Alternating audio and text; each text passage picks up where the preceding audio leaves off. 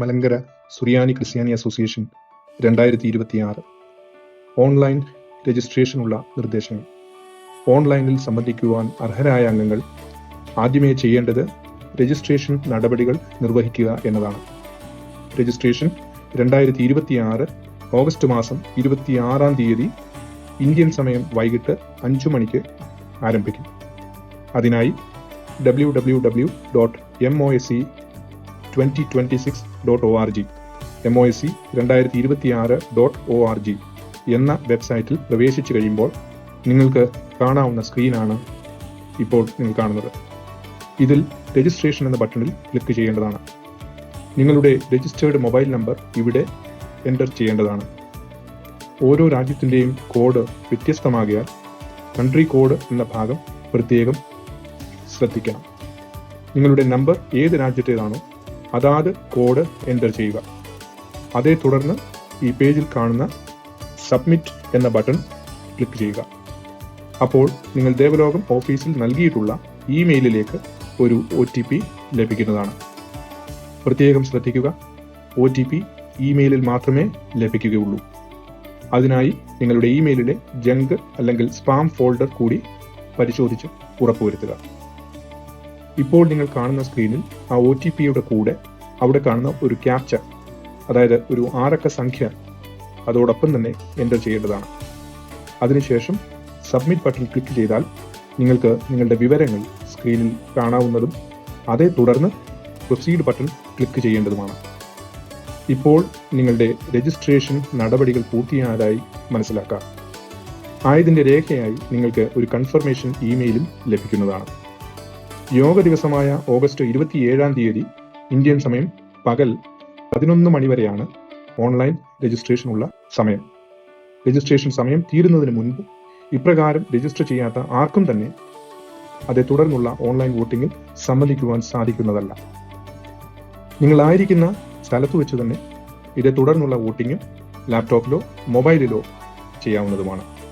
എന്നാൽ നിങ്ങളിൽ ആരെങ്കിലും 27-ാം തീയതി വെർട്ടിക്കൽ ലെയറായുള്ള യോഗ സ്ഥലത്ത് എത്തുന്നുണ്ടെങ്കിൽ അവിടെ ഈ വോട്ടേഴ്സിനായുള്ള പ്രത്യേക രജിസ്ട്രേഷൻ സ്ഥലത്ത് നിങ്ങളുടെ കൺഫർമേഷൻ ഇമെയിൽ കാണിച്ച് നിങ്ങൾക്ക് യോഗ സ്ഥലത്ത് പ്രവേശിക്കുവാൻ ആവശ്യമായ ബാഡ്ജ് വാങ്ങി അതേ തുടർന്നുള്ള യോഗ നടപടികളിൽ പങ്കെടുക്കാവുന്നതാണ്.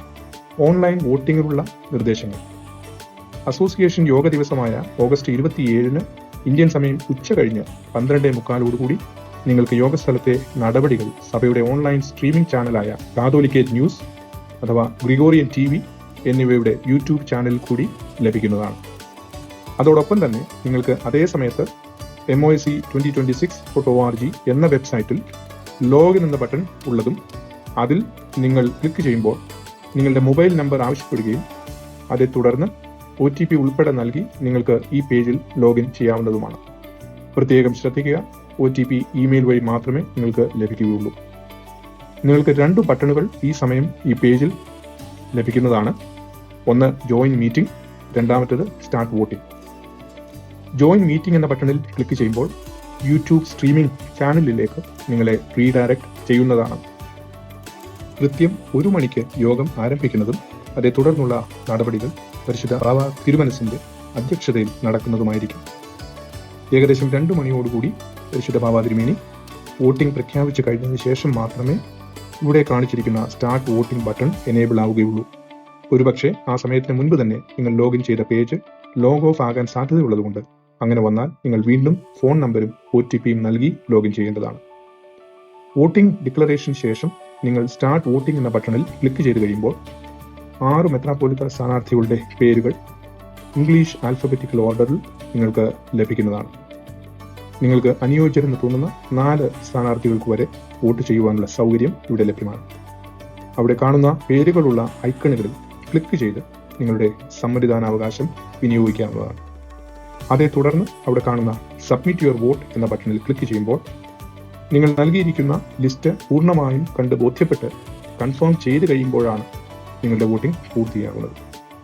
നിങ്ങൾ ഒരു സ്ഥാനാർത്ഥിയുടെയും പേര് തിരഞ്ഞെടുക്കുന്നില്ലെങ്കിൽ ഇപ്പോൾ കാണുന്നത് പോലെയുള്ള ഒരു വാർണിംഗ് മെസ്സേജ് നിങ്ങൾക്ക് ലഭിക്കുന്നതാണ്. അതുപോലെ നിങ്ങൾ 4-ലധികം സ്ഥാനാർത്ഥികൾക്ക് വോട്ട് ചെയ്യുവാൻ ശ്രമിച്ചാൽ ഇപ്പോൾ കാണുന്നത് പോലെ ഒരു വാർണിംഗ് മെസ്സേജ് ലഭിക്കുന്നതും നിങ്ങളിത് കൺഫേം ചെയ്യുകയാണെങ്കിൽ ആ ഡിജിറ്റൽ ബാലറ്റ് അസാധുവാകുന്നതുമാണ്. മേൽപ്പറഞ്ഞ 2 സാഹചര്യങ്ങളിൽ ഡിജിറ്റൽ ബാലറ്റ് അസാധുവാകുന്നതാണ്. അതല്ല, ഏതെങ്കിലും സ്ഥാനാർത്ഥിയുടെ പേര് മാറ്റണമെന്ന് തോന്നിയാൽ അവിടെ കാണുന്ന റീസെലക്ട് ബട്ടണിൽ ക്ലിക്ക് ചെയ്യാവുന്നതാണ്. അതേ തുടർന്ന് നിങ്ങൾക്ക് ഡിജിറ്റൽ ബാലറ്റ് പേജിലേക്ക് തിരികെ പോകാവുന്നതും അവിടെയുള്ള ചോയ്സസ് ശരിയാക്കാവുന്നതുമാണ്. അവസാനമായി നിങ്ങൾ കൺഫേം ബട്ടണിൽ ക്ലിക്ക് ചെയ്ത് നിങ്ങളുടെ വോട്ട് സ്ഥിരപ്പെടുത്താവുന്നതാണ്. നിങ്ങളുടെ വോട്ടിംഗ് പ്രക്രിയ പൂർത്തിയായി കഴിഞ്ഞുവെന്ന് നിങ്ങളുടെ ഇമെയിലിൽ സന്ദേശം ലഭിക്കുന്നതാണ്. ഏകദേശം 2 മണി മുതൽ 1.5 മണിക്കൂർ സമയമാണ് ഇപ്പോൾ വോട്ടിങ്ങിനായി ക്രമീകരിച്ചിരിക്കുന്നത്. അതിനുള്ളിൽ തന്നെ എല്ലാവരും നിങ്ങളുടെ വോട്ടിംഗ് പൂർത്തിയാക്കേണ്ടതാണ്.